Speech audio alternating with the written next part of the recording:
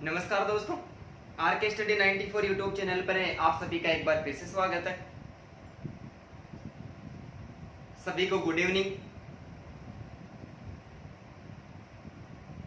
दोस्तों, आज मैं एक और नया यूनिट आपके सामने लेकर उपस्थित हुआ हूं। नाम में यदि बोर्ड पे लिखा हुआ है तो आप समझ गए होंगे आज हम किसका अध्ययन करने वाले हैं। आज हम हिंदी की शिक्षण विधियों का अध्ययन करने वाले हैं और आज जो हमारी क्लास है ये हमारी सबसे पहली क्लास है कि हिंदी शिक्षण विधियों को हम पहली बार ही पढ़ रहे हैं। ठीक है, पहली क्लास है। मैंने यूनिट वैसे मेरी तरफ से बहुत ही अच्छा और शानदार तरीके से तैयार किया है, फिर भी किसी प्रकार की कमी वगैरह रह जाती है तो आप कमेंट बॉक्स में जरूर कमेंट करें। अब हिंदी व्याकरण के साथ और मनोविज्ञान का जो मॉडल पेपर है उसके साथ साथ अब हम कभी कभी एक एक क्लास है वो हिंदी शिक्षण विधियों की भी पढ़ेंगे और साथ ही में जो भी शिक्षण विधि आपको पढ़ाई जा रही है, एक या दो शिक्षण विधि हो जाती है, उनसे संबंधित यदि 15-20 के लगभग प्रश्न वगैरह बन जाते हैं और साथ ही में व्याकरण के 15 प्रश्न मिलाकर उस आधार पर साथ ही में हम मॉडल पेपर भी सोल्व करते रहेंगे। तो दोस्तों, आप मेरे साथ लगातार बने रहे। ठीक है, रोज पढ़ाना वास्तव में वैसे कोई कठिन कार्य नहीं है। मैं उदाहरण दूं तो ये बात एकदम से समझ में आ जाती है कि जब आप लगातार 1 या सवा घंटे, जब शुरू में आप देखने के लिए आते हो, जब आप लगातार सवा घंटे तक नहीं रह सकते, लगातार लाइव नहीं रह सकते, आते जाते रहते हो, तो एक पढ़ाना भी वैसे वास्तव में इतना सरल काम नहीं है, लेकिन फिर भी मैं अपनी जो शर्त है उसको पूरी करूंगा। मेरा आपसे यही उम्मीद है कि आप भी लगातार बने रहे। ठीक है, एक बार सभी को फिर से गुड इवनिंग भाई। हिंदी शिक्षण जो विधियां हैं, इन हिंदी शिक्षण विधियों में एक होती है शिक्षण विधि,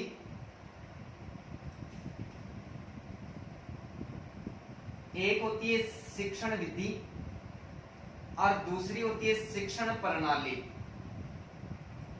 ठीक है भाई, क्या होती है? एक शिक्षण विधि होती है और दूसरी शिक्षण प्रणाली होती है। पहला प्रश्न हमारा यही निकल के आता है कि शिक्षण विधि किसे कहते हैं। तो किसी भी कक्षा में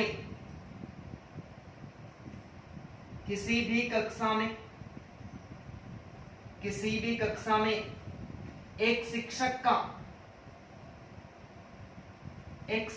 का पढ़ाने का जो तरीका होता है, पढ़ाने का जो तरीका होता है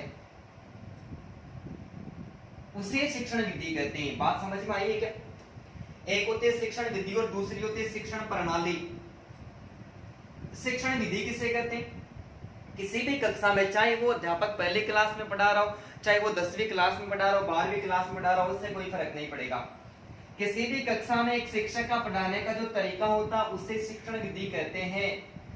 इसका मतलब ये जो शिक्षण विधि होती है, ये शिक्षण विधि एक शिक्षक, इसको भाई एक शिक्षक और जो कक्षा की जो गतिविधियां होती, कक्षा की जो गतिविधियां होती है उन्हीं को प्रभावित करती है। किनको प्रभावित करती है? शिक्षण विधि किनको प्रभावित करती है? जो पढ़ाने वाला शिक्षक है, और कक्षा की जो गतिविधियां होती है उन्हीं को प्रभावित करते हैं। मैं एक बार फिर से बता देता हूं कि किसी भी कक्षा में, चाहे वो पहली क्लास हो, 5वीं क्लास हो या 10वीं क्लास हो, एक शिक्षक का जो पढ़ाने का तरीका होता है उसे शिक्षण विधि कहते हैं। और शिक्षण विधियां एक शिक्षक और कक्षा की जो गतिविधियां होती है उन्हीं को प्रभावित करती है। दूसरा प्रश्न हमारे सामने ये निकल के आता है कि शिक्षण प्रणाली किसे कहते हैं। तो एक विद्यालय को, किसको भाई? एक विद्यालय को सुबह से लेकर शाम तक, फिर शाम से लेकर फिर सुबह तक, फिर सुबह से लेकर फिर शाम तक, तो सुबह से लेकर शाम तक, एक विद्यालय को सुबह से लेकर शाम तक संचालित करने का जो तरीका होता है, क्या होता है? एक विद्यालय को सुबह से लेकर शाम तक जिस तरीके से संचालित किया जाता है उसे क्या कहते हैं, उसे शिक्षण प्रणाली कहते हैं। दोनों बातें क्लियर हो गई कि एक शिक्षक का कक्षा में पढ़ाने का तरीका होता है वो शिक्षण विधि कहलाती है, और एक विद्यालय को सुबह से लेकर शाम तक जिस तरीके से संचालित किया जाता है, सुबह से लेकर शाम तक जिस तरीके से संचालित किया जाता है उसे शिक्षण प्रणाली कहते हैं। और ये शिक्षण प्रणाली विद्यालय की संपूर्ण गतिविधियों को प्रभावित करती है। किसको करती है भाई? विद्यालय की जो संपूर्ण गतिविधियां हैं उन्हें संपूर्ण गतिविधियों को प्रभावित करती है। और शिक्षण विधि है वो एक शिक्षक और कक्षा की गतिविधियों को प्रभावित करती है। क्या सभी को साफ दिखाई दे रहा है? क्या बताओ देखे जल्दी से कमेंट में हाँ लिखो भाई, साफ दिखाई दे रहा है तो। चलो भाई, उम्मीद करता हूँ साफ दिखाई दे रहा है। ठीक है, तो शिक्षण प्रणाली एक विद्यालय को सुबह से लेकर शाम तक जिस तरीके से संचालित किया जाता है उसको शिक्षण प्रणाली कहते हैं। और शिक्षण प्रणाली विद्यालय की संपूर्ण गतिविधियों को क्या करती है? संपूर्ण गतिविधियों को प्रभावित करती है। इस शिक्षण जो प्रणाली है, इस शिक्षण प्रणाली में कौन सी ऐसी शिक्षण विधियां होती है जिनका हम अध्ययन करेंगे? शिक्षण प्रणाली के अंतर्गत जो शिक्षण विधियां शामिल करें उनमें हम क्या क्या पढ़ेंगे? शिक्षण प्रणाली में हम व्याकरण शिक्षण पढ़ेंगे, व्याकरण शिक्षण एवं व्याकरण शिक्षण की जितनी भी विधियां निकल के आएगी वो पढ़ेंगे। व्याकरण शिक्षण के अलावा हम पढ़ेंगे गद्य शिक्षण, गद्य शिक्षण के अलावा हम पद्य शिक्षण भी पढ़ेंगे। गद्य शिक्षण के अलावा पद्य शिक्षण, पद्य शिक्षण और पद्य शिक्षण को कविता शिक्षण भी कहते हैं भाई। क्या कहते हैं? कविता शिक्षण। इसके अलावा हम वाचन या पठन शिक्षण भी पढ़ेंगे, वाचन या पठन शिक्षण। साथ ही हम रचना शिक्षण पढ़ेंगे, रचना शिक्षण। और रचना शिक्षण के साथ में हम क्या पढ़ेंगे? लेखन शिक्षण पढ़ेंगे। क्या पढ़ेंगे? लेखन शिक्षण पढ़ेंगे। ठीक है, तो व्याकरण शिक्षण, गद्य शिक्षण, पद्य एवं कविता शिक्षण, वाचन या पठन शिक्षण, रचना शिक्षण और लेखन शिक्षण का अध्ययन करेंगे। और साथ ही में हर शिक्षण की, किसी शिक्षण की 5 विद्याएं, किसी की 4 विद्याएं दी गई, किसी की 8 विद्याएं दी गई है। तो सारे शिक्षण और इन सारे शिक्षणों की जो शिक्षण विधियां हैं उन सबका हम विस्तार पूर्वक अध्ययन करेंगे। दोस्तों आज पहली क्लास है और ये आपके लिए जब फिल्म आती है, फिल्म से पहले एक ट्रेलर आता है, ये ट्रेलर ही है, फिल्म तो पूरी बाकी पड़ी है। इससे पहले जो क्लास है, इस पहले क्लास पर आपका जैसा रेस्पॉन्स होगा, आप कमेंट में जैसा मेरे को बताओगे कि कैसी लगी आपको क्लास है, आपके कमेंट निर्धारित करेंगे कि आगे फिल्म आएगी या नहीं आएगी। यदि फिल्म आएगी तो ये ट्रेलर है, फिल्म कैसी आएगी वो सारी बातें इस एक क्लास पर निर्भर करेगी। तो मैं आप सभी से उम्मीद करता हूँ कि आपको जैसा लगे वैसा आप कमेंट करते रहेगा। ठीक है, तो मैं एक बार फिर से बता देता हूं कि हिंदी शिक्षण के अंतर्गत एक होती है शिक्षण विधि और दूसरी होती है शिक्षण प्रणाली। किसी भी कक्षा में एक शिक्षक का पढ़ाने का तरीका होता है, वह शिक्षण विधि कहलाता है। और एक शिक्षक को कक्षा की गतिविधियों को प्रभावित करती है शिक्षण विधि। एक विद्यालय को सुबह से लेकर शाम तक जिस तरीके से संचालित किया जाता है उसको शिक्षण प्रणाली कहते हैं। और ये शिक्षण प्रणाली विद्यालय की संपूर्ण गतिविधियों को संचालित करती है। ठीक है, शिक्षण प्रणाली के अंतर्गत हम व्याकरण शिक्षण, गद्य शिक्षण, पद्य शिक्षण, कविता शिक्षण, वाचन एवं पठन शिक्षण, रचना शिक्षण एवं लेखन शिक्षण का विस्तार पूर्वक अध्ययन करेंगे। तो एक बार आप इसका स्क्रीनशॉट ले लो। ठीक है भाई, मिटा दो। धन्यवाद सभी को।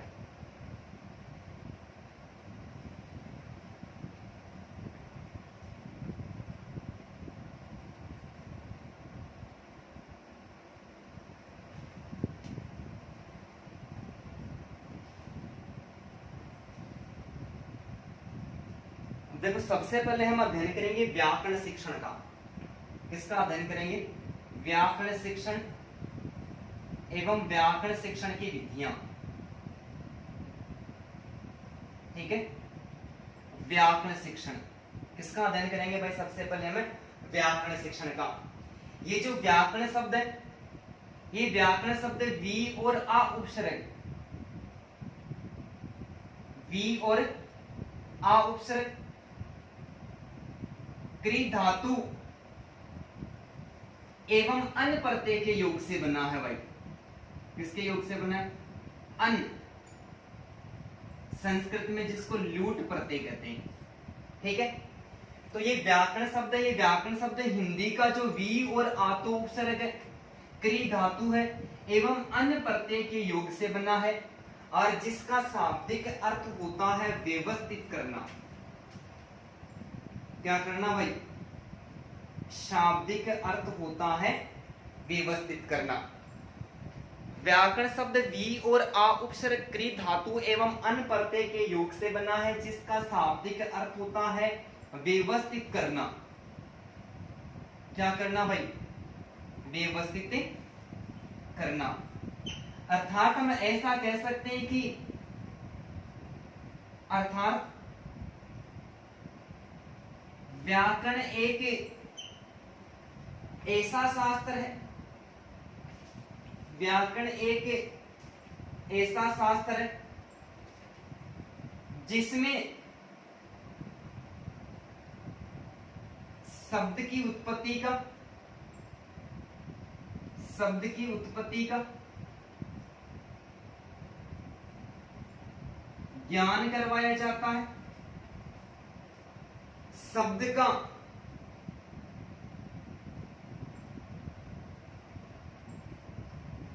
शुद्ध उच्चारण, शुद्ध लेखन एवं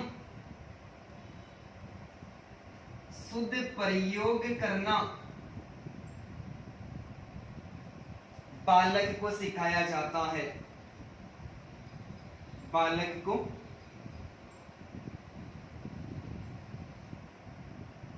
सिखाया जाता है।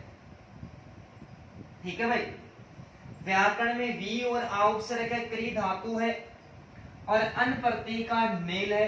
अन प्रत्यय के योग से ये व्याकरण शब्द बना है जिसका शाब्दिक अर्थ होता है व्यवस्थित करना। क्या करना भाई? व्यवस्थित करना। भाषा के शब्दों का जो ज्ञान है उसका व्यवस्थित जो रूप है वो हमें किसके अंतर्गत देखने को मिलता है? वो व्याकरण के अंतर्गत देखने को मिलता है। तो इस आधार पर हम व्याकरण को एक शास्त्र की संज्ञा दे सकते हैं। जिसकी भाई एक शास्त्र की संज्ञा दे सकते हैं कि व्याकरण एक ऐसा शास्त्र है जिसमें शब्द की उत्पत्ति का ज्ञान करवाना जाता है कि शब्द की उत्पत्ति कैसे हुई उसका ज्ञान बालक को करवाया जाता है, शब्द का उच्चारण कैसे किया जाता है, शुद्ध उच्चारण करना भी बालक को सिखाया जाता है और शुद्ध लेखन कैसे किया जाता है और उसका शुद्ध प्रयोग कैसे किया जाता है। ये सारी बातें बालक को किसके अंतर्गत सिखाई जाती है? व्याकरण के अंतर्गत सिखाई जाती है। जो व्यक्ति व्याकरण को जानने वाला, रिट में पिछली बार प्रश्न पूछा गया था कि व्याकरण को जानने वाले को क्या कहते हैं, यही प्रश्न पूछ लिया था यहाँ से। तो व्याकरण को जानने वाले व्यक्ति को व्याकरण के नाम से पुकारा जाता है। और यदि लिंग के आधार पर बात करें तो ये व्याकरण शब्द है ये पुल्लिंग माना जाता है। लिंग के आधार पर ये व्याकरण शब्द क्या माना जाता है? लिंग के आधार पर ये व्याकरण शब्द पुल्लिंग माना जाता है। व्याकरण को जानने वाले व्यक्ति को व्याकरण के नाम से जाना जाता है। व्याकरण के संबंध में विचार प्रस्तुत किए, सर्वप्रथम विचार प्रस्तुत किया महर्षि पतंजलि ने। महर्षि पतंजलि ने व्याकरण को शब्दानुशासन कहकर पुकारा है। महर्षि पतंजलि ने व्याकरण को क्या कहकर पुकारा है भाई? शब्दानुशासन कहकर पुकारा है। अर्थात महर्षि पतंजलि का मानना था कि शब्दों के व्यवस्थित रूप को देखना है, अर्थात शब्दों के अनुशासन का व्यवस्थित रूप यदि हमें कहीं लिखा हुआ मिलता है तो वो व्यवस्थित रूप हमें कहां पर लिखा हुआ मिलता है? वो हमें व्याकरण में लिखा हुआ मिलता है। कहां पर लिखा हुआ मिलता है भाई? वो रूप हमें व्याकरण में लिखा हुआ मिलता है। इसके अलावा स्वीट मोदे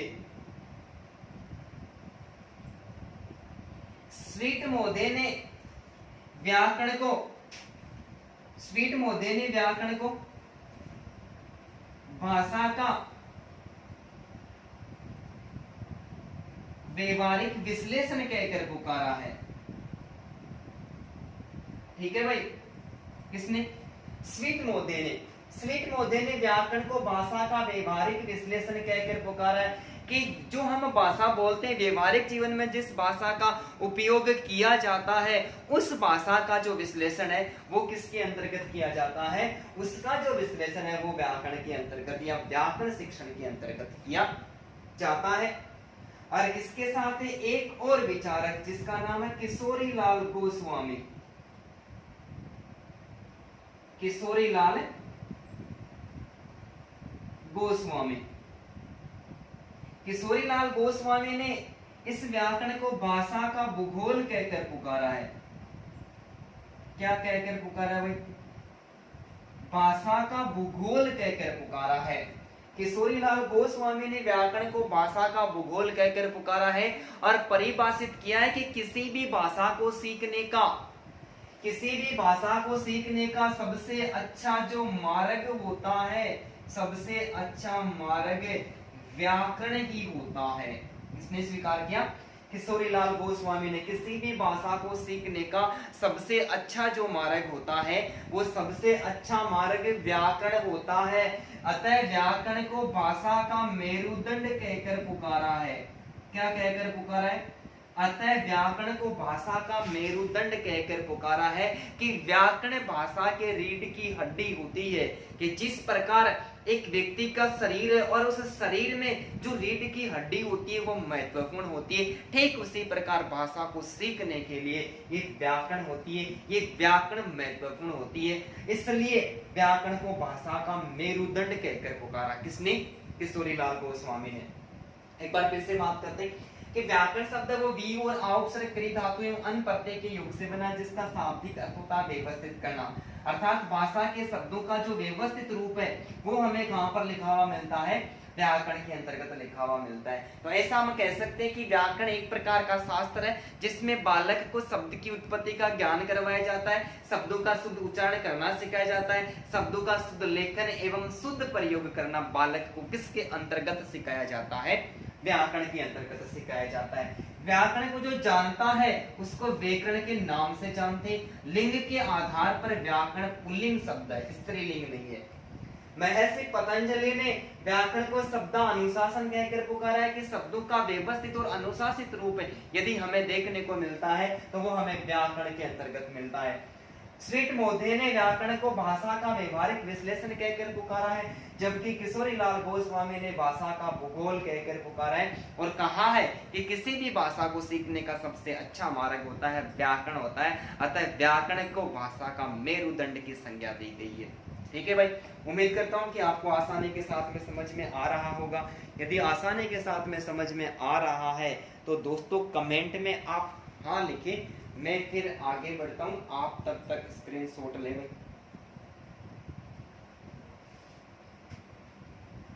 बिठा दूं? ठीक है भाई।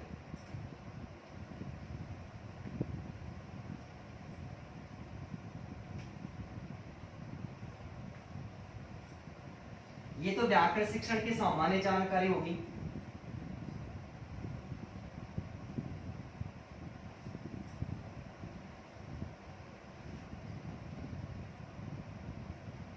इसके अलावा हम और बात करें वेद शास्त्र। किसकी बात करें भाई? वेद शास्त्र की। वेद शास्त्र के 6 अंग माने गए हैं। वेद शास्त्र के कितने अंग माने गए? वेद शास्त्र के 6 अंग माने गए, जिसमें व्याकरण को भी संज्ञा दी गई है। 6 अंग में व्याकरण, छंद, ज्योतिष, कल्प, निरुक्ति और शिक्षा, ये वेद शास्त्र के 6 अंग माने गए। और 6 अंगों के अंतर्गत व्याकरण को भी शामिल किया गया है। और इस व्याकरण को वेद शास्त्र के मुख की संज्ञा दी गई है। किसकी संज्ञा दी गई है? वेद शास्त्र के। जैसे एक शरीर का निर्माण होता है, शरीर का जब निर्माण होता है तो शरीर के जो बाह्य अंग होते हैं जिसमें आंख, कान, नाक, मुंह है, गला है, हाथ है, पैर है, ये सारे शामिल होते हैं। तो वेद शास्त्र के भी कितने अंग मानेंगे? शरीर की तरह वेद शास्त्र के भी 6 अंग मानेंगे, और 6 अंगों में एक अंग किसको स्वीकार किया? व्याकरण को स्वीकार किया। और व्याकरण को वेद शास्त्र में किसकी संज्ञा दी है? मुख की संज्ञा दी है। और छंद को किसकी संज्ञा दी गई है? वेद शास्त्र में छंद को पैर की संज्ञा दी गई है। और एक व्यक्ति का जो नेम होता है यानी नाम होता है, उस नेम को ज्योतिष की संज्ञा दी गई है। और जो कल्प होता है, इस कल्प को हाथ की संज्ञा दी गई है। और निरुक्त होता है, इसको कान की संज्ञा दी गई है। और जो शिक्षा होती है, इस शिक्षा को नाक की संज्ञा दी गई है वेद शास्त्र के अंदर।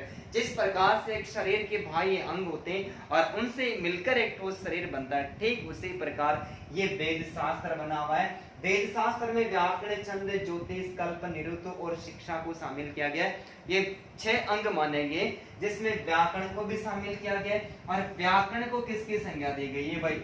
वेद शास्त्र में व्याकरण को मुख की संज्ञा दी गई है, अर्थात वेद शास्त्रों का जो मुख है वो किसको माना गया है? व्याकरण को माना गया है। ठीक है, अब हम अध्ययन करते हैं व्याकरण शिक्षण के उद्देश्य।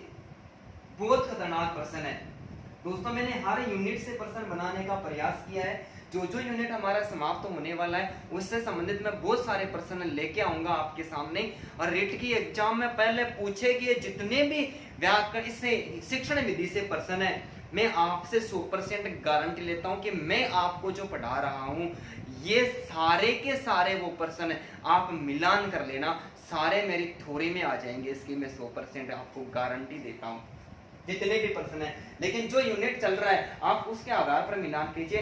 अभी पहला यूनिट चल रहा है, आप लास्ट यूनिट के मिलान करोगे तो नहीं मिलेगा, लेकिन जब लास्ट यूनिट पढ़ेंगे तब भी वो मिल ही जाएंगे। व्याकरण शिक्षण के उद्देश्य। व्याकरण शिक्षण के उद्देश्य, ठीक है, कमेंट करके बताओ देखिए जल्दी से, व्याकरण शिक्षण के किस प्रकार के उद्देश्य होते हैं भाई? एक दो जितना भी, एक आधा अधूरा आपको जो भी आता है बताओ देखिए आप जल्दी से कमेंट करके कि व्याकरण शिक्षण के कितने क्या उद्देश्य होते हैं। मैं बता देता हूं आपको, देखो आप सुनते जाना, लेकिन जब आपको पढ़ाया जा रहा है आप आसानी के साथ में इसको पढ़ते जाना, नोट भी कर लेना। जब मैं आपको इनसे संबंधित प्रश्न सोल्व करवाऊंगा तब किसी ने भी आंसर नहीं दिया तो उस दिन आपकी फिर खैर नहीं है, अच्छी बात नहीं होगी फिर भाई। व्याकरण शिक्षण के उद्देश्य। व्याकरण शिक्षण का पहला उद्देश्य बालकों को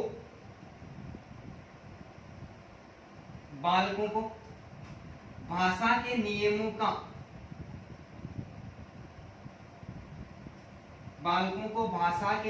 का ज्ञान करवाना। अरे बालकों को भाषा के जो नियम होते हैं वो नियमों का ज्ञान किसके अंतर्गत द्वारा, किसके द्वारा करवाया जाता है? व्याकरण के द्वारा किया जाता है। तो बालकों को भाषा के नियमों का ज्ञान करवाना, बालकों में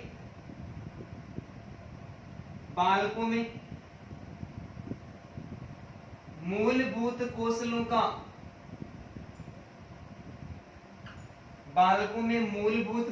का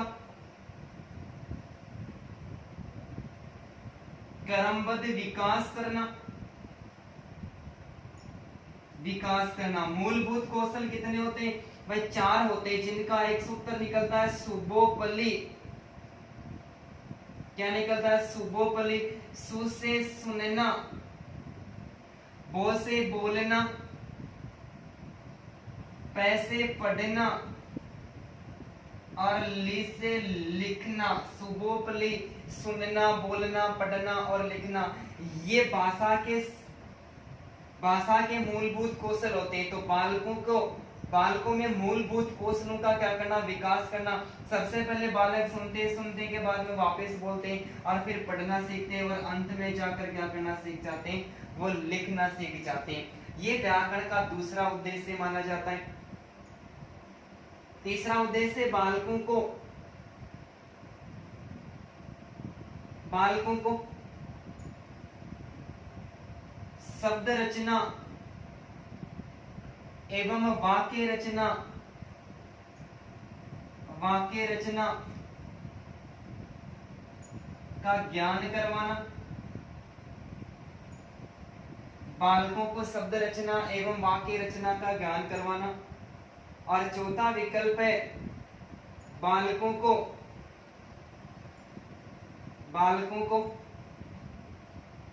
भाषा के शब्दों का प्रयोग करने की क्षमता का विकास करना। प्रश्न पूछा हुआ प्रश्न है सेकंड ग्रेड में, निम्न में से व्याकरण शिक्षण का कौन सा उद्देश्य नहीं है? तो व्याकरण शिक्षण के 4 उद्देश्य माने गए भाई। कितने उद्देश्य मानेंगे? व्याकरण शिक्षण के 4 उद्देश्य मानेंगे, जिसमें सबसे पहला बालकों को भाषा के नियमों का ज्ञान किसके द्वारा करवाया जाता है? व्याकरण के द्वारा करवाया जाता है। भाषा के जो मूलभूत कौशल होते हैं, सुनना, बोलना, पढ़ना और लिखना, इनका क्रमबद्ध जो विकास है वो भी व्याकरण शिक्षण के अंतर्गत किया जाता है। बालकों को शब्द रचना एवं वाक्य रचना का ज्ञान है वो व्याकरण के अंतर्गत करवाया जाता है। और बालकों के भाषा के शब्दों का प्रयोग करने की क्षमता का विकास है वो भी किसके अंतर्गत किया जाता है? वो भी व्याकरण के अंतर्गत किया जाता है। तो उम्मीद करता हूँ कि ये तथ्य भी आपको आसानी के साथ में समझ में आए होंगे। यदि आए हैं तो कमेंट में हाँ लिखें और जल्दी से स्क्रीनशॉट लें।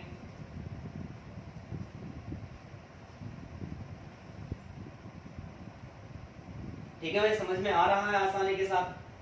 मिटा दो।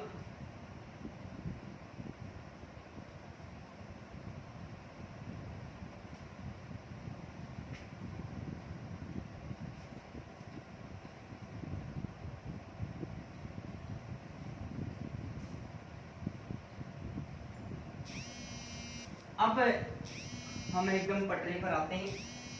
अब हमारे जो काम की तो सारी चीजें थी, लेकिन अब हम उन विधियों को पढ़ते हैं कि व्याकरण शिक्षण में कौन सी ऐसी विधियां हैं जिनको शामिल किया गया है।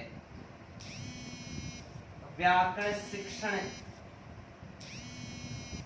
की विधियां, व्याकरण शिक्षण की विधियां। दोस्तों व्याकरण शिक्षण के अंतर्गत देखो, मैं व्याकरण जब हम शिक्षण विधियां पढ़ रहे हैं तो मेरी ऐसी उम्मीद रहेगी, मेरा ऐसा प्रयास रहेगा कि जो संस्कृत की शिक्षण विधि है उसको मैं संस्कृत में तो नहीं समझा सकता, लेकिन मैं हिंदी में उसको समझाने की कोशिश करूंगा। तो सामाजिक, हिंदी और जो संस्कृत, तीनों भाषाओं की जो विधियां हैं उन तीनों भाषा की विधियों को मैं हिंदी शिक्षण के अंतर्गत ही, यानी हिंदी शिक्षण की जो विधियां हैं इन्हीं विधियों में साथ में शामिल करके और उनको मैं हिंदी भाषा में पढ़ाने का प्रयास जरूर करूंगा। जब परीक्षा में उनसे संबंधित प्रश्न आता है तो हिंदी यदि आपको याद हो जाएगी तो आप उसको संस्कृत बना लेना। एसएसटी के अंतर्गत कोई ज्यादा प्रभाव नहीं पड़ेगा। एसएसटी में जो शिक्षा शास्त्रीय मुद्दे हैं बस उन्हीं से संबंधित कोई प्रश्न आएगा तो वो अलग होगा। बाकी आप चिंता न करें, मैं जैसे चल रहा हूँ आप बस उसी के आधार पर चलते रहे, याद करते रहे। दोस्तों मुझे आप लोगों से ज्यादा कुछ भी नहीं चाहिए।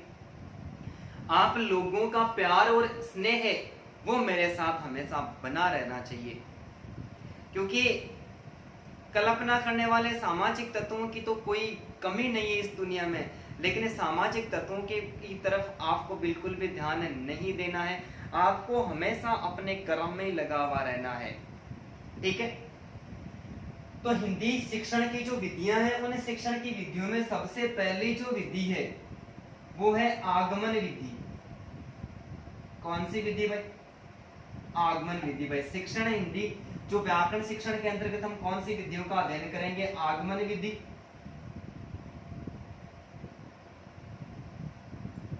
निगमन विधि, आगमन और निगमन विधि, आगमन और निगमन विधि, सूत्र विधि, भाषा संसर्ग विधि, भाषा संसर्ग विधि, समवाय या साचर्य विधि, समवाय साचर्य विधि। और हर विधि से रिट में प्रश्न पूछेंगे, ऐसी कोई बात नहीं है दोस्तों, बहुत सारे मैं प्रश्न लेके आऊंगा आपके सामने। अनौपचारिक या सैनिक विधि, अनौपचारिक या सैनिक विधि, और व्याकरण की अव्याकृति विधि, अव्याकृति विधि या सिद्धांत। ठीक है, तो इन 8 विधियों में हिंदी और संस्कृत की जो सम्मिलित रूप से विधियां होती है, जो व्याकरण जो शिक्षण है उसके अंतर्गत शामिल की जाती है, उन दोनों की विधियों को मैंने एक के साथ शामिल किया। ऐसा आपसे कोई प्रश्न नहीं पूछेगा कि निम्न में से व्याकरण शिक्षण की विधि कौन सी है या फिर कौन सी नहीं है। तो आप ये जो स्थितियां दी हुई सारी की सारी जो 8 विधियां हैं वो किसके अंतर्गत शामिल की गई? ये सारे 8 विधियां व्याकरण शिक्षण के अंतर्गत शामिल की गई है। किसके अंतर्गत शामिल की गई? व्याकरण शिक्षण के अंतर्गत शामिल की गई है। तो एक बार आप या तो इनका स्क्रीनशॉट ले लो या फिर आप इनको जल्दी से उतार लो। हम एक एक विधि का विस्तार से अध्ययन करने वाले हैं। दोस्तों हो सकता है कि जो क्लास है हमारी वो थोड़ी सी लंबी हो सकती है, लेकिन पहली क्लास है इसका मतलब आप बने रहे 1 घंटे सवा घंटे से ज्यादा लंबी नहीं होने वाली भाई। आप इतनी उम्मीद मत कीजिए कि ये क्लास 5 घंटे तक चलेगी, बिल्कुल नहीं चलेगी। ठीक है बेटा। तो अब आज का हमारा सबसे पहला प्रश्न है कि आगमन विधि का प्रतिपादन सर्वप्रथम हिंदी भाषा में किसके द्वारा किया गया था? जल्दी से कमेंट करके और मेरे को जल्दी से बताइए। आगमन विधि का प्रतिपादन या फिर आगमन विधि का जनक किसको माना जाता है भाई? जल्दी से कमेंट करें और सबका आंसर आ जाना चाहिए। आगमन विधि का जनक किसको माना गया? हिंदी भाषा में हिंदी शिक्षण विधियों के अंतर्गत आगमन विधि का जनक किसको माना गया है? तो दोस्तों धन्यवाद सभी को। आगमन विधि का जनक वो अरस्तु को माना गया है। हिंदी व्याकरण के अंतर्गत, हिंदी शिक्षण के अंतर्गत, किसके अंतर्गत भाई? हिंदी शिक्षण के अंतर्गत आगमन विधि का जो जनक है वो अरस्तु को माना गया है। और संस्कृत के अंतर्गत आगमन विधि का जो जनक है वो पतंजलि को माना गया है। किसको माना गया है? पतंजलि को माना गया है। किसको माना गया भाई? पतंजलि।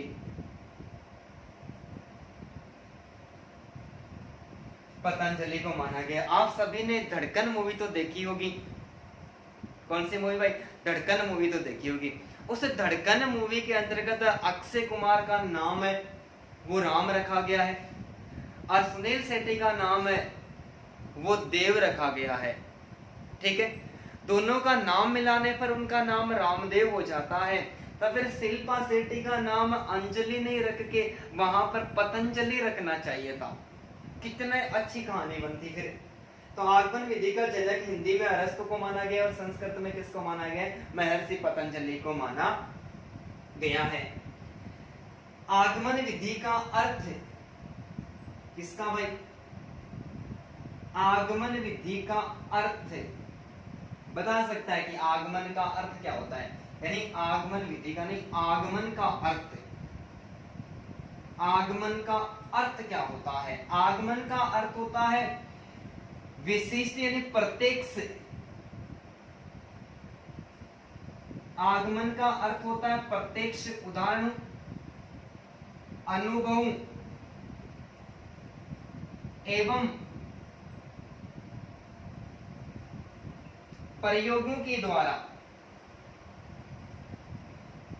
प्रयोगों के द्वारा निष्कर्ष निकालना। प्रयोगों के द्वारा क्या करना? निष्कर्ष निकालना। ये आगमन का अर्थ होता प्रत्यक्ष, उदाहरण है बालकों के सामने कक्षा कक्ष में प्रस्तुत होने के बाद में एक अध्यापक का यही दायित्व रहता है कि वो सबसे पहले बालकों के सामने कुछ उदाहरण प्रस्तुत करे, अपने अनुभव बताए और अनुभवों का बालक प्रयोग करे और प्रयोगों के आधार पर वो निष्कर्ष निकाले। अर्थात उदाहरणों के आधार पर बालक स्वयं किसी नियम की रचना करते हैं। तो वहां पर जो विधि काम में ले जाती है वो विधि कौन सी विधि? आगमन विधि मानी जाती है। कौन सी विधि मानी जाती है? आगमन विधि मानी जाती है। अर्थात हम ऐसा कह सकते हैं कि व्याकरण का शिक्षण करवाते समय, व्याकरण शिक्षण करवाते समय एक शिक्षक, व्याकरण शिक्षण करवाते समय एक शिक्षक कक्ष में सबसे पहले उदाहरण प्रस्तुत करता है। क्या करता है? व्याकरण शिक्षण का अध्ययन करवाते समय एक अध्यापक अर्थात एक शिक्षक कक्ष में सबसे पहले उदाहरण प्रस्तुत करता है।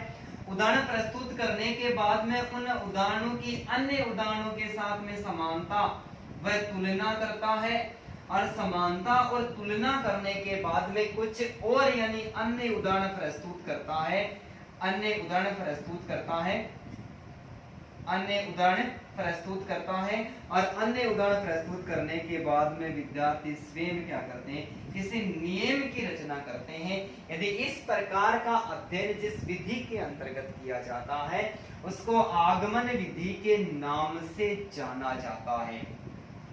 बात समझ में आ रही है क्या सभी को? फिर से बता रहा हूं, आगमन विधि का जनक हिंदी शिक्षण के अंतर्गत अरस्तु को माना गया है, संस्कृत भाषा में पतंजलि को माना गया है। आगमन का अर्थ क्या होता है? प्रत्यक्ष यानी बालकों के सामने जो उदाहरण प्रस्तुत किए जाते हैं, तो प्रत्यक्ष उदाहरणों, अनुभवों, प्रयोगों के आधार पर किसी का निष्कर्ष निकालना क्या कहलाता है?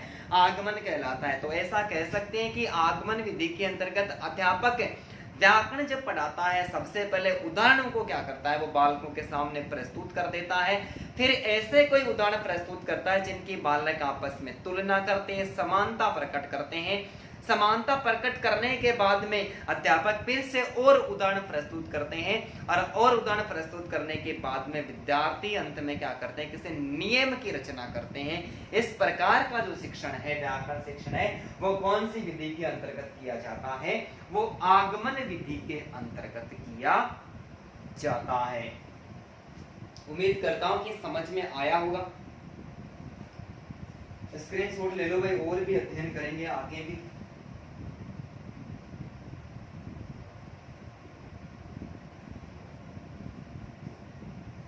ठीक है भाई।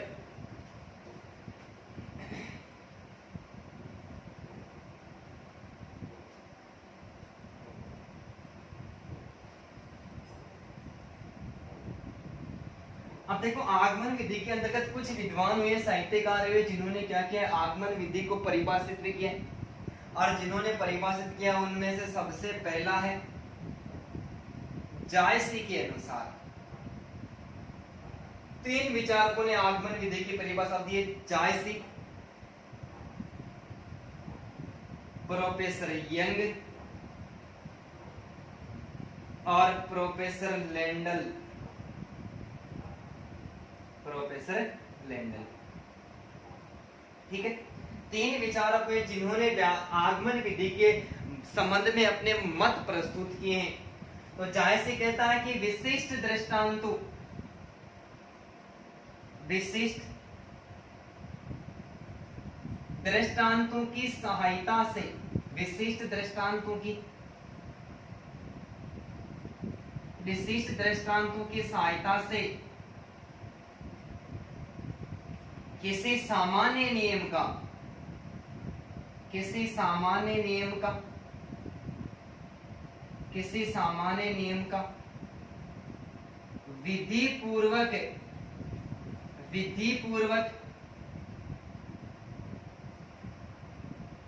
अध्ययन करना आगमन विधि है।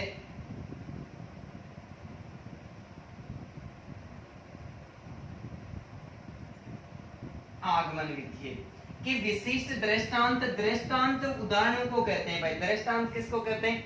उदाहरणों को कहते हैं। कि बालक क्या करता है? विशिष्ट उदाहरणों के माध्यम से किसी सामान्य नियम का विधि पूर्वक अध्ययन करता है, या फिर सामान्य नियम को विधि पूर्वक निकालता है।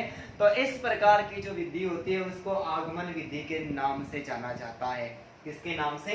आगमन विधि के नाम से। प्रोफेसर यंग कहता है कि विभिन्न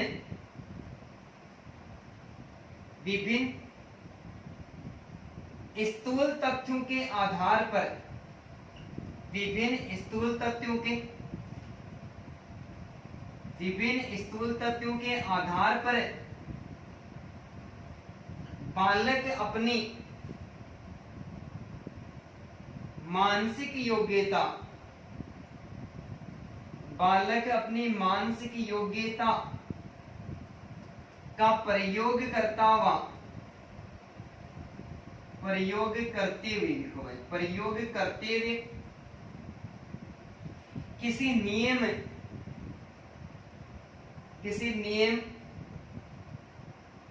सूत्र या सिद्धांत तक पहुंचते हैं तो उसे आगमन विधि कहते हैं। तो उसे क्या कहते हैं? तो उसे आगमन विधि कहते हैं कि विभिन्न स्थूल तथ्य की आगमन विधि के अंतर्गत विषय वस्तु को सबसे पहले पूर्ण रूप से प्रस्तुत किया जाता है, स्थूल रूप से प्रस्तुत किया जाता है, और स्थूल रूप से प्रस्तुत करने के बाद में उसके छोटे छोटे भागों का अध्ययन किया जाता है। तो प्रोफेसर यंग कहता है कि विभिन्न स्थूल तथ्यों के आधार पर बालक अपनी मानसिक योग्यता का प्रयोग करते हुए किसी नियम सूत्र या सिद्धांत तक पहुंचते हैं तो उसे क्या कहते हैं? तो उसे आगमन विधि कहते हैं। कि बालकों के सामने तथ्य वगैरह एक साथ प्रस्तुत कर दिए जाते हैं, बहुत सारे उदाहरण प्रस्तुत कर दिए जाते हैं, और उदाहरण प्रस्तुत करने के बाद में बालक स्वयं किसी नियम की रचना करते हैं, किसी सूत्र को निकालने की कोशिश करते हैं, या फिर किसी सिद्धांत को निर्माण करने की कोशिश करते हैं। वहां पर जो विधि काम में आती है वो कौन सी विधि मानी जाती है? वहां पर वो आगमन विधि मानी जाती है। प्रोफेसर लेंडन कहता है कि अनेक तथ्यों बालकों के समक्ष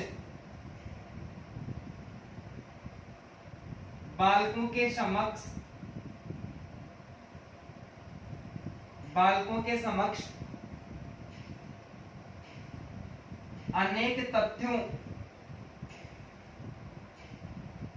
उदाहरणों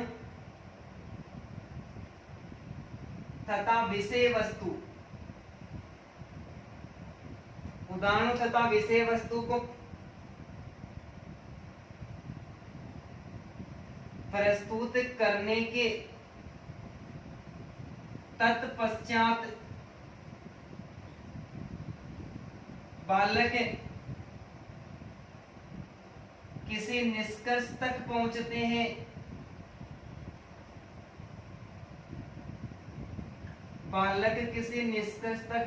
हैं।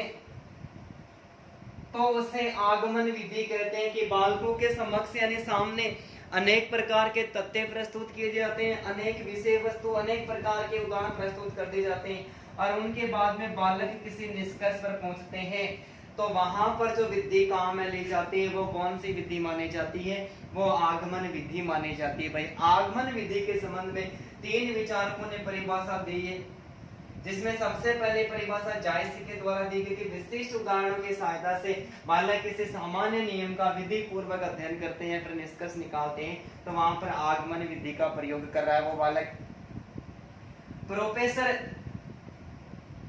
प्रोफेसर यंग है वो कहता है कि विभिन्न स्थूल तथ्यों के आधार पर बालक अपने मानसिक योग्यता का प्रयोग करते हुए किसी नियम सूत्र या सिद्धांत तक पहुंचता है तो वहां पर आगमन विधि मानी जाती है। अध्यापक तो केवल और केवल बालकों के सामने उदाहरण प्रस्तुत करेगा, नियम निकालना किसका कार्य होगा? विद्यार्थियों का कार्य होगा, और ये जो विधि काम में आती है वो आगमन विधि मानी जाती है। प्रोफेसर लेंडन कहता है कि बालकों के समक्ष अनेक तथ्यों, उदाहरणों तथा विषय वस्तु को प्रस्तुत किया जाता है, तत्पश्चात उसके बाद बालक किसी निष्कर्ष तक पहुंचते हैं तो ऐसी विधि को किस नाम से पुकारा जाता है? ऐसे विधि को आगमन विधि के नाम से पुकारा जाता है। और तीनों ही परिभाषाएं रीट की एग्जाम और सेकंड ग्रेड की जो एग्जाम लगती है, सीटेट की जो एग्जाम लगती है, उसके माध्यम से एकदम से इंपॉर्टेंट परिभाषाएं हैं। तो भाई तीनों परिभाषाओं का आप स्क्रीनशॉट ले लें, मिटा दो भाई।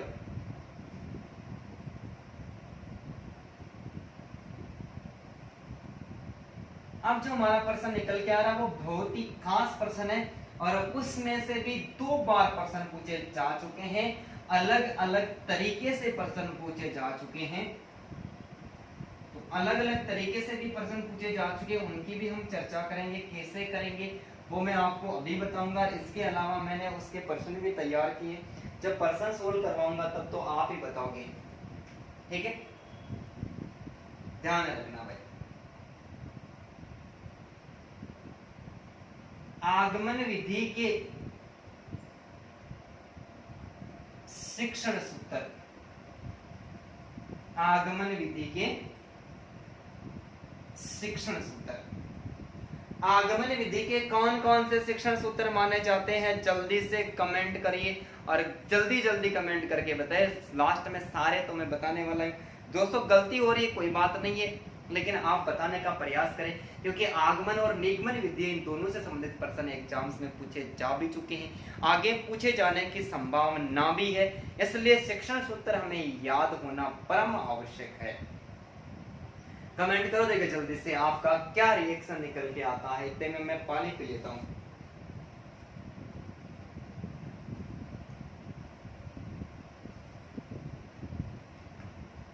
अरे एक दो नियम तो बताओ, एक दो शिक्षण उद्देश्य तो बताओ। ये चलती कैसे है? ये दौड़ के चलती है, भाग के चलती है, या फिर आगमन विधि उड़ती है? ऐसा कुछ नहीं है, हमें उसको उड़ाने का काम करेंगे। देखो आगमन विधि के जो शिक्षण सूत्र है उसमें से सबसे पहला जो शिक्षण सूत्र है यह है उदाहरण से नियम की ओर चलती है। कैसे भाई?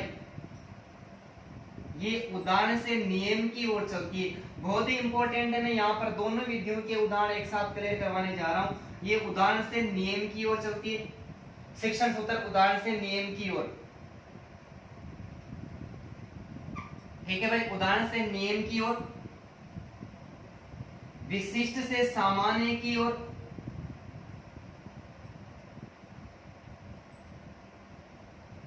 विशिष्ट से सामान्य की ओर, स्थूल से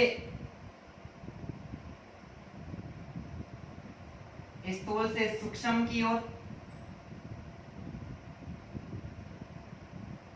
प्रत्यक्ष से प्रमाण की ओर, ज्ञात से अज्ञात की ओर,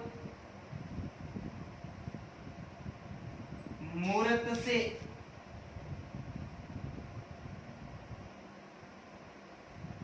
अमूर्त की ओर, सरल से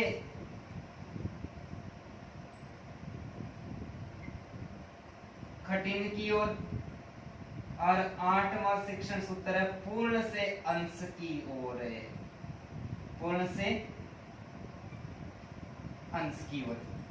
तो आगमन विधि के 8 शिक्षण सूत्र माने जाते हैं। आगमन विधि में उदाहरण सबसे पहले प्रस्तुत किए जाते हैं, उसके बाद विद्यार्थियों से नियम निकलवाए जाते हैं।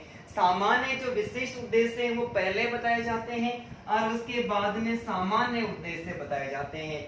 विषय वस्तु को स्थूल रूप में यानी पूर्ण रूप में सबसे पहले प्रस्तुत किया जाता है और फिर उसको सूक्ष्म रूप में देखा जाता है। प्रत्यक्ष जो प्रमाण, प्रत्येक जो स्थितियां होती है वो बालकों के सामने प्रत्यक्ष प्रस्तुत की जाती है और फिर उन स्थितियों के आधार पर किसी प्रकार का नियम या फिर प्रमाण दिया जाता है। ज्ञात बातें पहले बताई जाती है, ज्ञात से अज्ञात की ओर चलते हैं।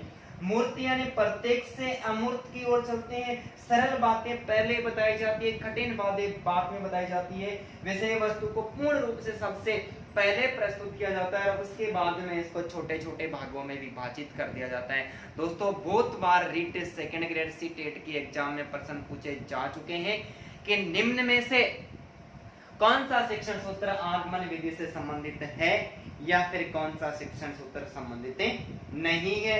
विशिष्ट से सामान्य की ओर रीट में सेकंड ग्रेड में 3 बार प्रश्न पूछा जा चुका है। एक बार पूछा गया था कि आगमन विधि का निम्न में से कौन सा शिक्षण सूत्र शामिल नहीं है, तो सामान्य से विशिष्ट की ओर चौथा विकल्प दे रखा था। इसको हम उल्टी दिशा से पढ़ते आएंगे तो ये सारे उदाहरण निगमन विधि के हो जाएंगे। निगमन विधि के अंतर्गत शिक्षण सूत्र नियम से उदाहरण की ओर, सामान्य से विशिष्ट की ओर, सूक्ष्म से स्थूल की ओर, प्रमाण से प्रत्यक्ष की ओर, अज्ञात से ज्ञात की ओर, अमूर्त से मूर्त की ओर, कठिन से सरल की ओर, अंश से पूर्ण की ओर जो शिक्षण सूत्र चलते हैं वो निगमन विधि में चलते हैं। तो आगमन विधि की निगमन विधि वो क्या मानी जाती है? विपरीत मानी जाती है। तो दो विधियों के शिक्षण सूत्र एक ही जगह आपको याद होंगे और बहुत सारे ऐसे प्रश्न पूछे जा चुके हैं।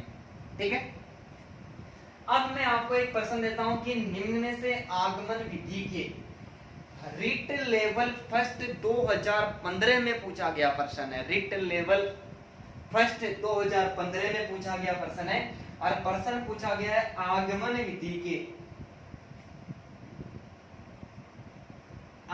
विधि के कितने रूप होते हैं। रूप का मतलब प्रकार है। आगमन विधि के कितने रूप होते हैं, कमेंट करना भाई जल्दी से। 1, 5, 2, तीसरा विकल्प हो गया नहीं 2 और 8। बताओ, कमेंट करो जल्दी से। प्रश्न आपके सामने, आगमन विधि के कितने रूप है, पहले पूछा गया प्रश्न है, जल्दी से कमेंट करो भाई। आगमन विधि के कुल कितने रूप होते हैं, बस इतना ही बताना है। जल्दी जल्दी कमेंट करके बताओ, देखे क्या होगा भाई। आगमन विधि के कितने रूप होते हैं, 1 होते हैं, 5 होते हैं, 2 होते हैं, फिर 8 होते हैं। मैं उम्मीद कर रहा हूं कि आप सभी का आंसर 8 ही आने वाला है, क्योंकि इधर शिक्षण सूत्रों की संख्या कितनी लिखी हुई है, 8 लिखी हुई है। ऐसा बिल्कुल भी नहीं होगा भाई। आगमन विधि के मुख्य रूप से 2 रूप माने जाते हैं। कितने रूप माने जाते हैं, आगमन विधि के 2 रूप माने जाते हैं। कितने रूप, 2 रूप माने जाते हैं, जिसमें सबसे पहला जो नियम है वो है प्रयोग प्रणाली। प्रयोग प्रणाली जिसको प्रयोगात्मक आगमन विधि कहते हैं। प्रयोगात्मक आगमन विधि कहते हैं। और दूसरा जो रूप है उसको कहते हैं नियम प्रणाली। और यही दोनों रूप है ये निगमन विधि के माने जाते हैं। तो नियम प्रणाली को कहते हैं सांख्यिकी आगमन विधि। ठीक है भाई, सीधा प्रश्न पूछा गया था कि आगमन विधि के कुल कितने रूप माने गए, तो आगमन विधि के अंतर्गत 2 रूप माने गए, प्रयोग प्रणाली या फिर नियम प्रणाली। बालकों को उदाहरण वगैरह जब प्रस्तुत किए जाते हैं, उदाहरण प्रस्तुत करने के बाद में बालक स्वयं ही प्रयोग करते हैं और स्वयं प्रयोग करते हुए बालकों को स्वयं ही किसी नियम पर पहुंचना पड़ता है। यानी नियम निकालने का कार्य किसका है, नियम निकालने का कार्य किनका, विद्यार्थियों का। एक सहयोग किसके द्वारा, अध्यापक क्या करता है, अध्यापक तो कक्षा कक्ष के अंतर्गत आकर सबसे पहले बालकों के सामने उदाहरण प्रस्तुत कर देता है, फिर तुलना करना, समानता करना, अन्य उदाहरण प्रस्तुत करना, ये सारा कार्य नियम निकालना किसके द्वारा किया जाता है, ये विद्यार्थियों के द्वारा किया जाता है। इस आधार पर आगमन विधि के 2 रूप माने गए, पहला प्रयोगात्मक प्रणाली और दूसरे नियम प्रणाली। तो एक बार मैं उम्मीद करता हूं कि ये भी आपको समझ में आया होगा। यदि आपको ये भी समझ में आया है तो आप इसका जल्दी से स्क्रीनशॉट ले ले भाई।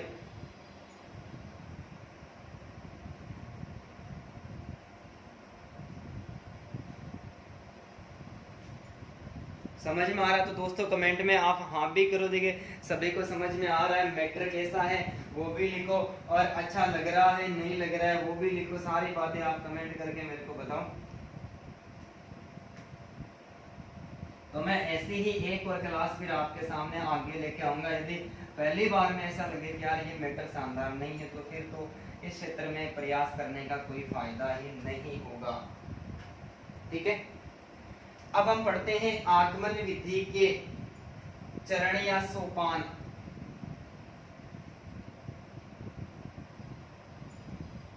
आगमन विधि के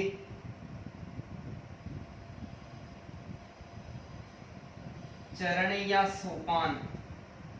दोस्तों कमेंट करके बताएं आगमन विधि के कुल कितने चरण होते हैं। मैं विकल्प देता हूं 4, 5, 6 को छोड़ो भाई 7 और 8।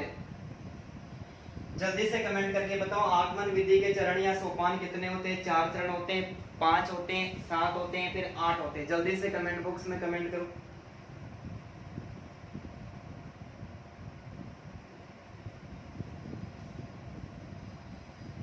अरे बताओ देखिए जल्दी से कुल कितने चरण होते हैं। आगमन विधि के मुख्य रूप से 4 चरण माने जाते हैं भाई। कितने चरण माने जाते हैं, आगमन विधि के मुख्य रूप से 4 चरण माने जाते हैं। सबसे पहला विशिष्ट उदाहरणों का प्रस्तुतिकरण।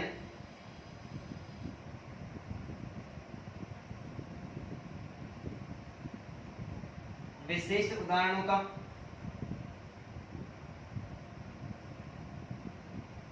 प्रस्तुतिकरण, दूसरा है निरीक्षण या तुलना करना,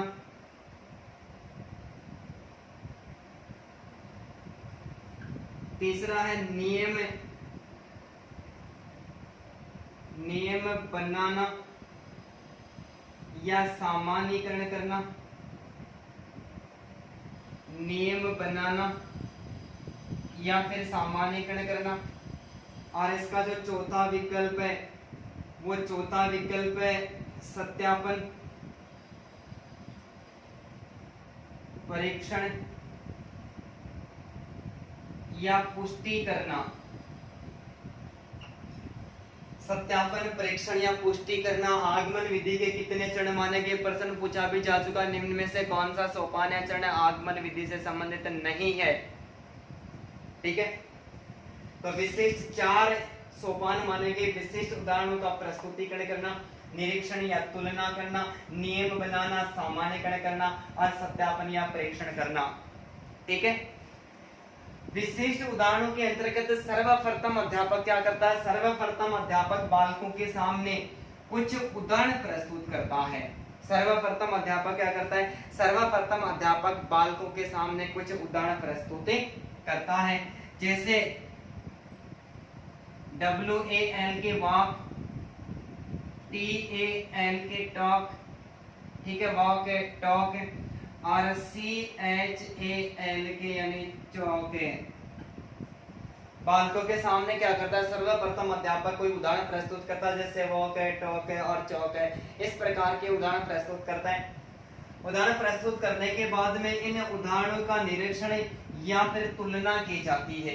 क्या किया जाता है? इनका निरीक्षण या फिर तुलना कर दी जाती है। जैसे वॉक है, टॉक है और जो चौक है, इनका क्या किया जाता है? इनका निरीक्षण या तुलना कर दी जाती है।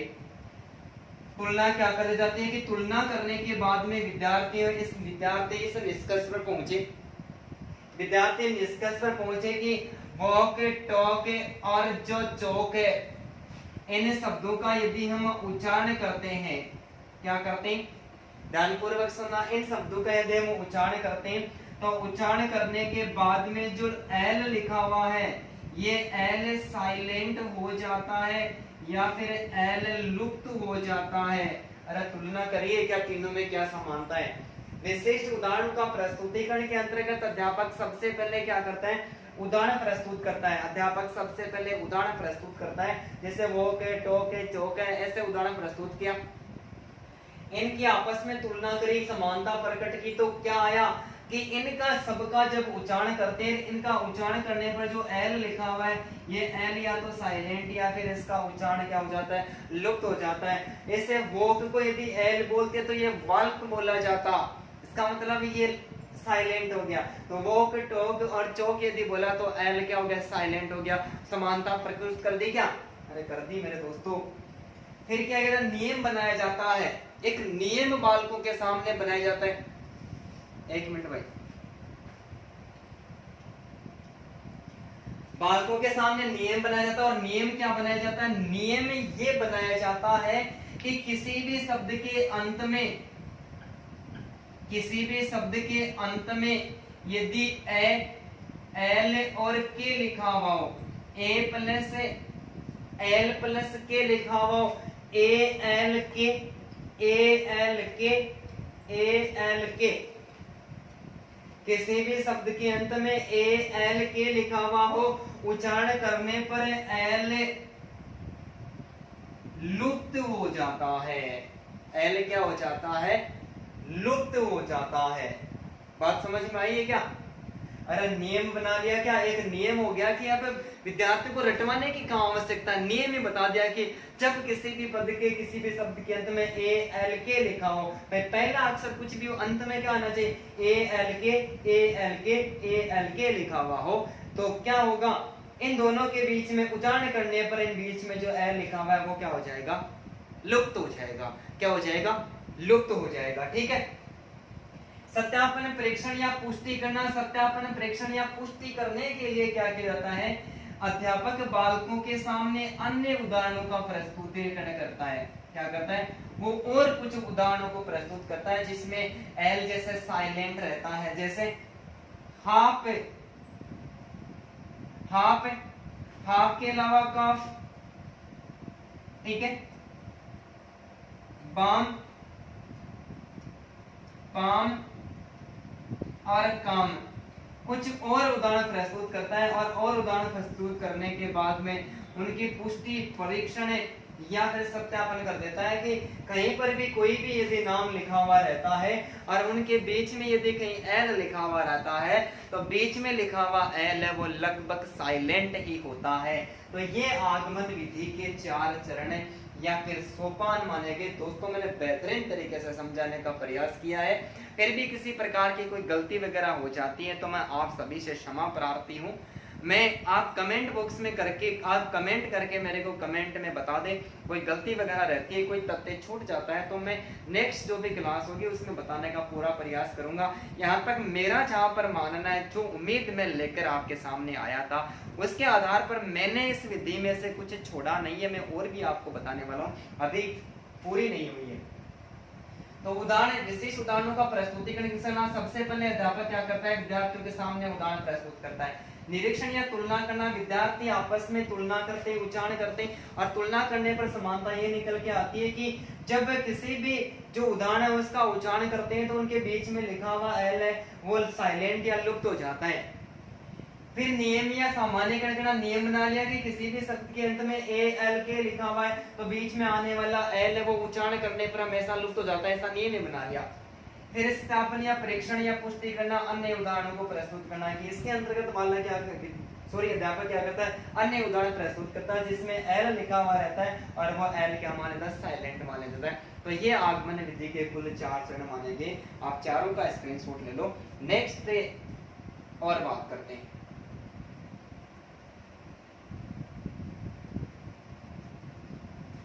अब जो मैं पर्सन आपको बताने जा रहा हूँ, जो पढ़ाने जा रहा हूँ वो बहुत बहुत ज्यादा इंपॉर्टेंट है भाई।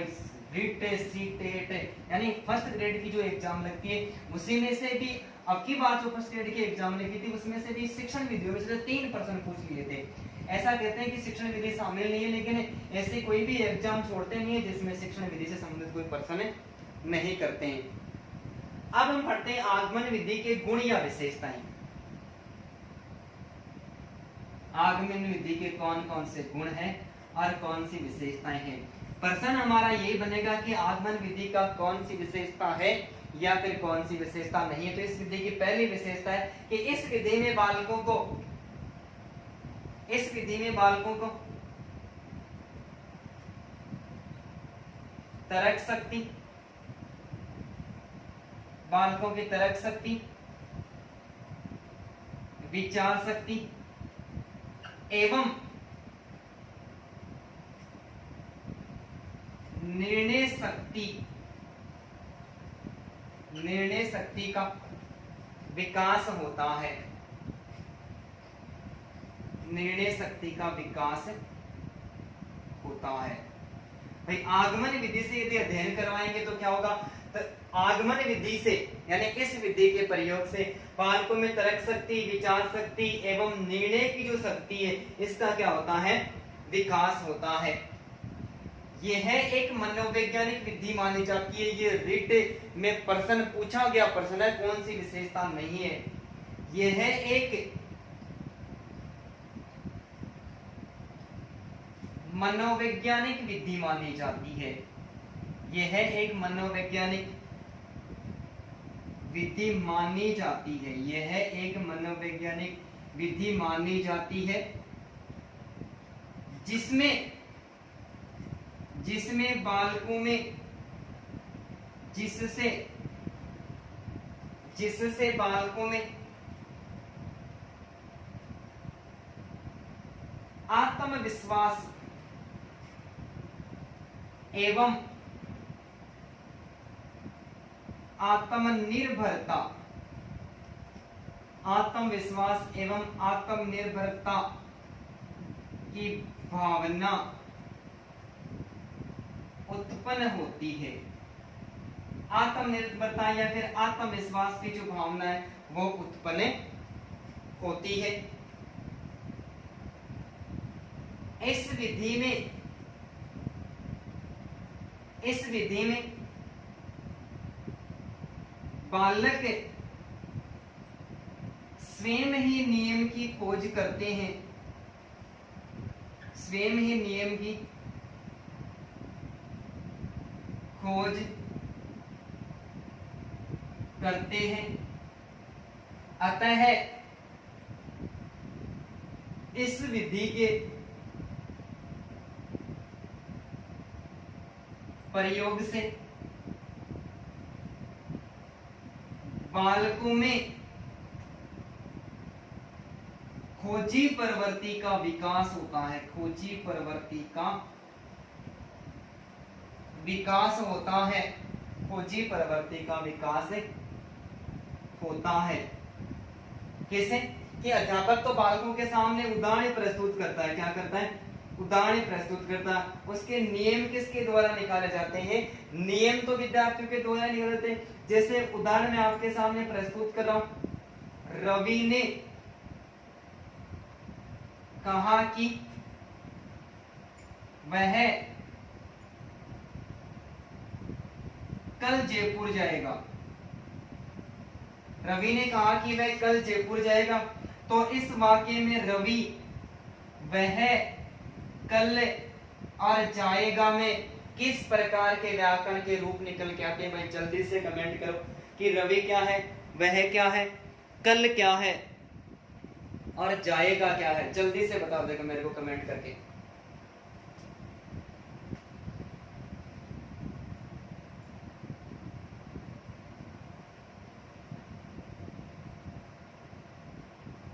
बताओ। देखिए, अरे रवि क्या है? संज्ञा है, ठीक है, रवि संज्ञा है, वह सर्वनाम है, कल कालवाचक विशेषण है, कालवाचक क्रिया विशेषण है,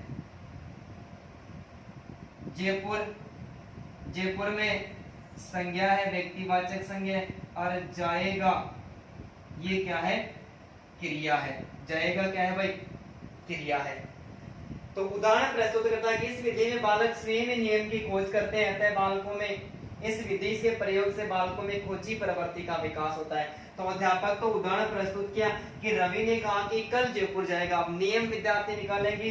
रवि क्या है? संज्ञा है, वह सर्वनाम है, कल कालवाचक क्रिया विशेषण है, जयपुर संज्ञा है, और जाएगा ये शब्द क्या है? ये क्रिया मानी जाती है। तो दोस्तों इसका स्क्रीनशॉट ले लो। नेक्स्ट और इसकी जो विशेषताएं उनके बारे में चर्चा करते हैं। हर एक लाइन इंपॉर्टेंट है और बहुत सारे प्रश्न यहाँ से उठे हुए भी है।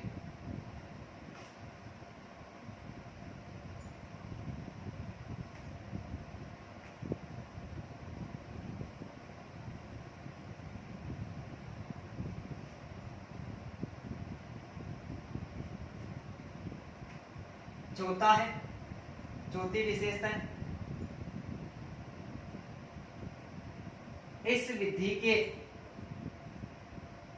विधि के प्रयोग से शिक्षण सूत्र, नियम एवं सिद्धांतों का प्रतिपादन करने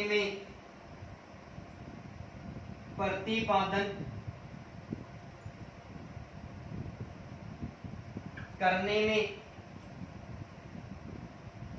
सहायता प्राप्त होती है,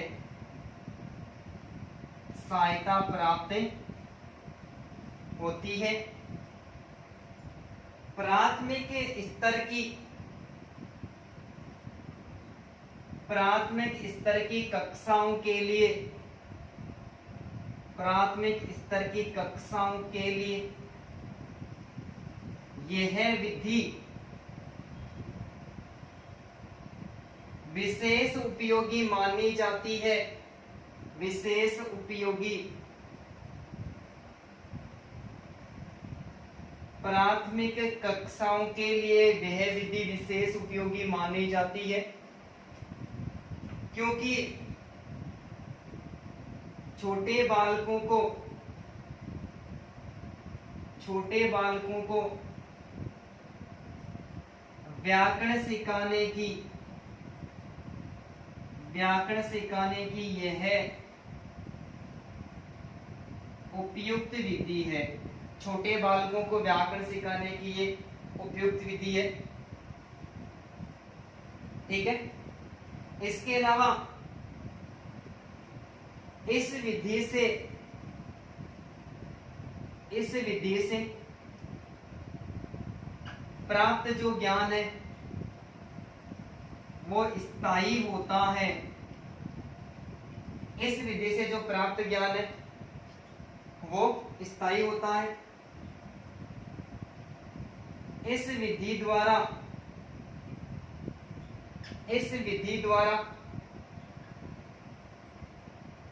अर्जित ज्ञान प्रत्यक्ष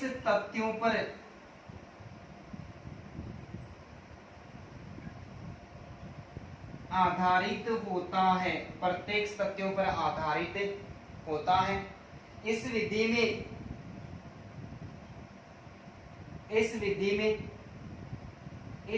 में बालक सदैव नवीन ज्ञान की प्राप्ति के लिए उत्सुक रहते हैं।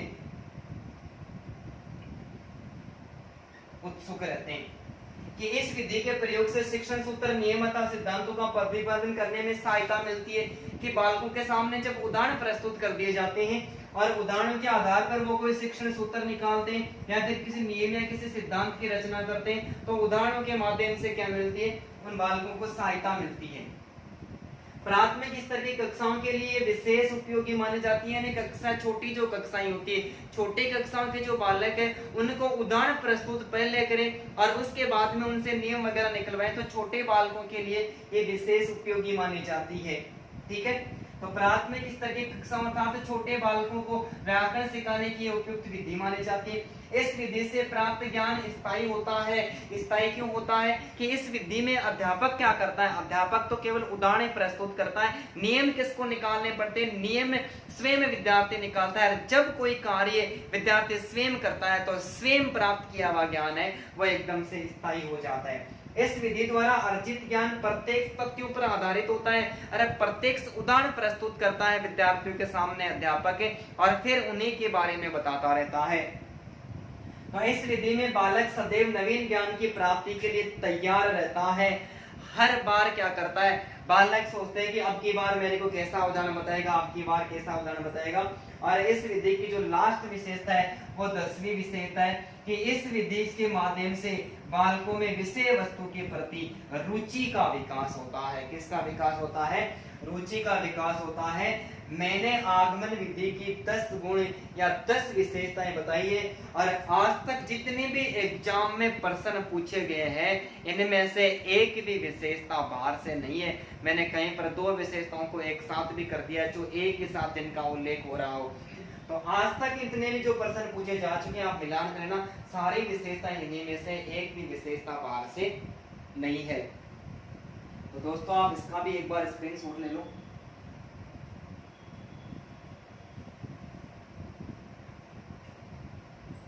जब किसी भी विधि के कोई दोष वगैरह निकल के आते हैं, भाई जिसके भी विशेषता निकल के आते हैं, गुण निकल के आते हैं, तो जहां पर गुण निकल के आते हैं वहां पर तो दोष तो निकल के आना एकदम से स्वाभाविक माना ही जाता है।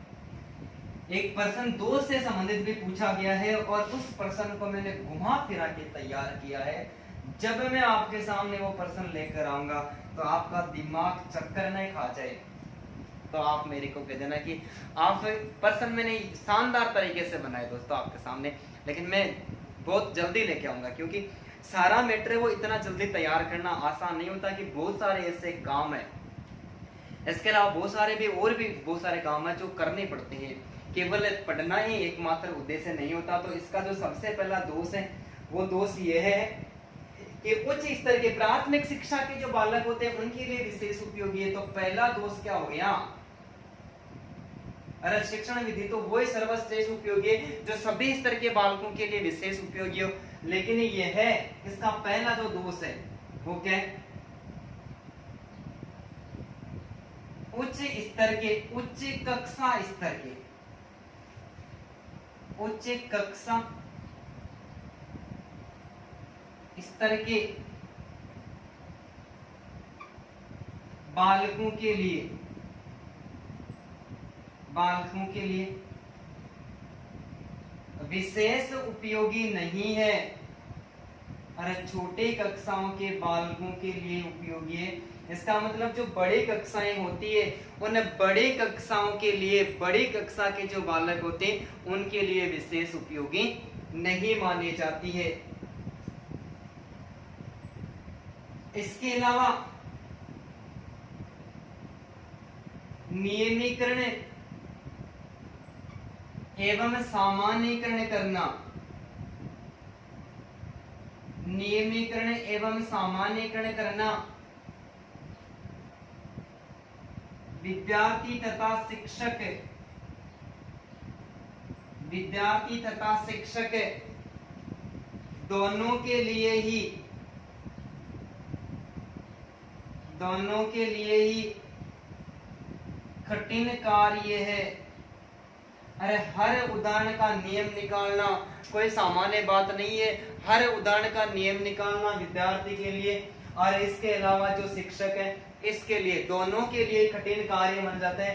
तो यहाँ से इस विधि का एक और गुण निकल के आता है कि इस विधि में विद्यार्थी एवं शिक्षक दोनों ही सक्रिय रहते हैं। दोनों में से एक निष्क्रिय हो गया तो शिक्षण की जो प्रक्रिया है वो कभी भी आगे नहीं बढ़ पाती है।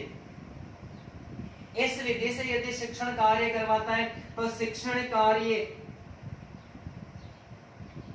इस विधि से शिक्षण कार्य करवाने पर अधिक समय लगता है, अधिक समय लगता है। पाठ्यक्रम, पाठ्यक्रम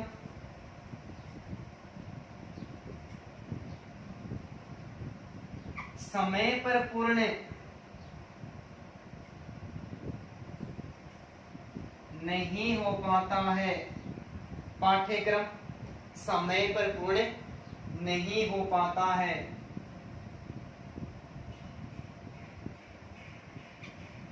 इस विधि का प्रयोग करने के लिए, इस विधि का प्रयोग करने के लिए उच्च बुद्धि लब्धि, उच्च बुद्धि लब्धि, सूझबूझ एवं परिश्रम की आवश्यकता होती है, परिश्रम की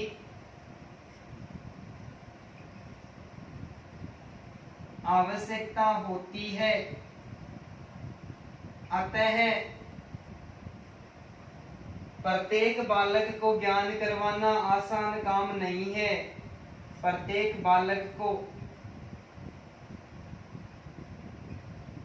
ज्ञान करवाना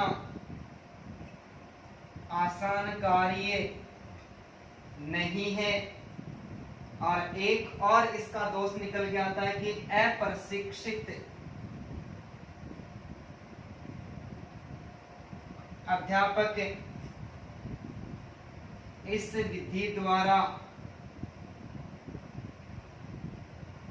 अध्ययन नहीं करवा सकते हैं, नहीं करवा सकते हैं। पहला दोष क्या, छोटे बालकों के लिए विशेष उपयोगी, तो उच्च स्तर की कक्षाओं के लिए और बड़े बालकों के लिए विधि कोई काम की नहीं है। नियमीकरण में सामान्यकरण विद्यार्थी तथा शिक्षक दोनों के लिए कठिन कार्य है कि हर उदाहरण का नियम बनाना शिक्षक और विद्यार्थी दोनों के लिए कोई आसान काम नहीं है। शिक्षण कार्य करवाने पर अधिक समय लगता है और पाठ्यक्रम है वो समय पर पूरा नहीं हो पाता है। इस विधि का प्रयोग करने के लिए उच्च बुद्धि और प्रतिभाशाली होना चाहिए, सूझबूझ का प्रयोग करने वाला और परिश्रमी होना चाहिए।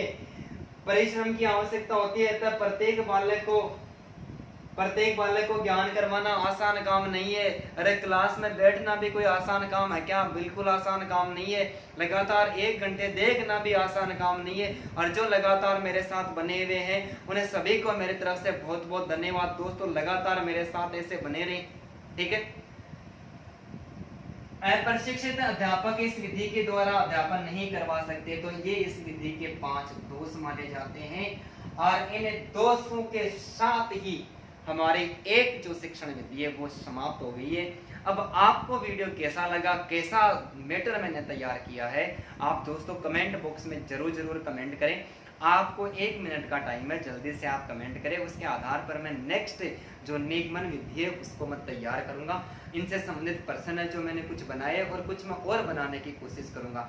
दोस्तों वीडियो आपको पसंद आता है, अच्छा लगता है तो आप वीडियो को लाइक करें, शेयर करें। और जिस किसी भी मेरे दोस्त ने अभी तक सब्सक्राइब नहीं किया है तो आप वीडियो को सब्सक्राइब करें, बेल आइकन बटन को दबाएं और आप पे अपने सारे दोस्तों के साथ में फैला दें इस वीडियो को कि ऐसा इतना अच्छा मैटर आपको किसी भी यूट्यूब चैनल पर नहीं मिलेगा और नहीं आपको किसी कोचिंग द्वारा पढ़ाया हुआ मिलेगा। तो सभी को धन्यवाद। गुड इवनिंग, जय हिंद, जय भारत।